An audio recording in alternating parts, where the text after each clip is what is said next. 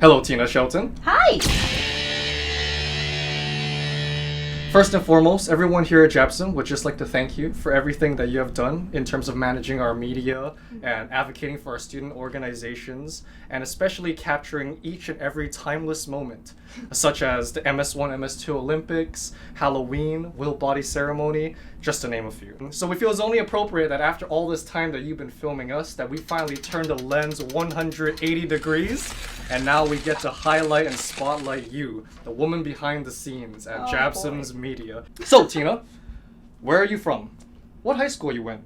What did Tina Shelton do growing up? I was born on an Army base in North Carolina, so I guess Carolina considers me Tar Heel born, Tar Heel bred. When I die, I'll be Tar Heel dead. But we did a lot of moving around because I was an Army brat. My dad was a Green Beret, for which I'm always grateful. Yeah, he was a tough guy. Wow, yeah. Jumped out of planes. I don't like to fly, but anyway. So we spent some time in Georgia, in North Carolina, of course. Came to Hawaii when I was still in high school. Was supposed to go to Moanalua, but basically the state school system said, I had gone to a Georgia Governor's Honors Program. 400 kids are chosen. You get to go to college for a summer. So I went ahead and went to KCC and started working in the summer and put my way through Kapiolani Community College.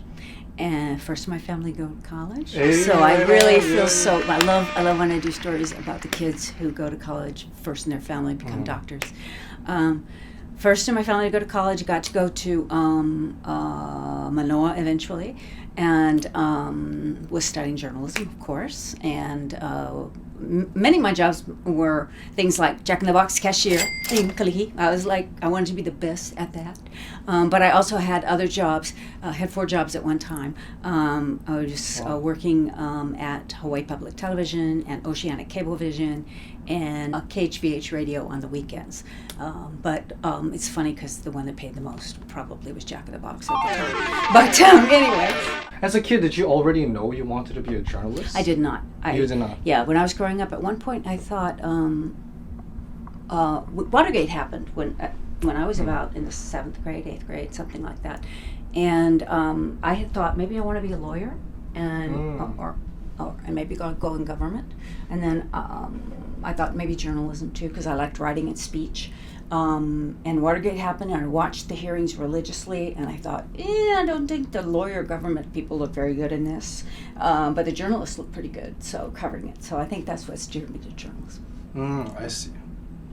As expected, the tallest trees have the deepest roots. Isn't that right, Tina Shelton? And now I'm going to kind of transition to some of your hobbies. So is it true that you are quite the thespian? Having been well known as Mrs. Anna Leonowens in the play The King and I? And did theater and acting play a major role in your life, or did you treat it more like as a hobby? It was a hobby. It was something I'd never done before until I was in my late 30s, actually. And I got to be Eliza Doolittle as my fair lady, and it was mostly because I think I was on TV and because I was an Army brat, and this was Army Community Theater. And yes, I was very blessed to play Anna in The King and I with Ray Bumatai, who was a wonderful actor and comedian at that time. And unfortunately, he died of brain cancer a few years after we played, but he was so much fun. So, Tina, now I'm going to move on to the next game that I like to call What's Going On in This Picture? So hold on, give me a second. And then so what I'm going to do is just kind of show you pictures that I've dug up from your past, totally not creepily. And you're going to kind of expand upon it and tell the people what's going on. Okay, I'll try to be brief. First and foremost, boom. I got to be I had a speaking part very briefly, asking questions as a reporter. Deep, hard role for me when I was a reporter on Magnum PI. Magnum PI. The original one. Tom Selleck. Long ago. And for which I learned 2 things. I never wanted to be a TV actor because you spent a lot of time waiting around. Right. And I still get residuals. Yeah. They are now like 20 cents, sometimes as little as 7 cents. They still send me checks from Universal Studios. Wow. historical, ladies and gentlemen. Part of Magnum PI. Did you get to work directly with Tom Selleck? No. I tried digging for the episode, but I couldn't find it. It's called Way of the Stalking Horse. Way of the It's on the Stalking check. Horse. Okay, got it. Tina, we know you've been around the block quite a few times in terms of JABSOM events, but what is one event that you can always look forward to that comes year-round? I'm torn between White Coat, Oh, yes. which is glorious, and the March of the MDs Oh, yeah. at commencement, Mhm. which makes me cry Oh. because, I'm so proud of you. Oh. What is the funniest thing that's ever happened to you while you were reporting or anchoring? Man, there was one time when Howard Deshevsky, who still amazingly is on television, he was a UH baseball player, and so he became a sportscaster, and I said to him at the end of it, I was anchoring, and I said, now see, that wasn't nearly as hard as pitching a baseball game, and he said, well, especially since I'm a first baseman. And I was, oh boy, yeah. Did I look like a dumb blonde or what? So I guess that was pretty funny. What was it about medicine or JABSOM that drew you in? What made you wish to make that big change from macroscopic news coverage to suddenly microscopic in the medical realm? I didn't know I'd have this much passion, I gotta tell you. Mm-hmm. I was always interested in science. I certainly like detectiving things. Elementary, my dear Watson. That's what reporters is. I was an investigative reporter, so I like to dig and dig and dig. So science is kind of like that. So I always liked medicine and reading about science. And when this job came open, I was like, wow, okay, if I'm going to leave news, it's a job that's about health and medicine and education and yeah, I'd be interested in that. And then I came here and found out how wonderful the medical students are and how undertold the story was about what a great place this is and the people here. Ever since, I played Anna and the King and I've often thought about it being at the medical school because there's a song that she sings, and Anna, and she sings it with the children that she's working with at the school, and it's getting to know you, getting to know all about you, getting to like you, getting to hope you like me. And it's like, I feel that way every time we get a new class, and I get so excited, and that's kind of how I feel about other students. I just, every day, it's just amazing, and how intertwined the community is in the medical school. We still need to tell that story, that the Kaka'ako building is not the medical school, that your doctor is a medical school, your clinic is a medical school, your hospital is a medical school. That is what's great.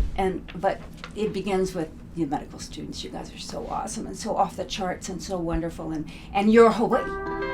And that people on Facebook, they love seeing little clips. I remember when I first started putting things up with my flip phone that I bought myself, and I started doing some little video things, and they'd be, wow, we've never seen that before. They'd never seen kids in white coats, and because we'd never had any video really or any pictures inside. And you guys are awesome. Yeah, it's so great. You're telling a story that people need to hear, and how Hawaii can have a positive impact on the world. We can't hear enough of that.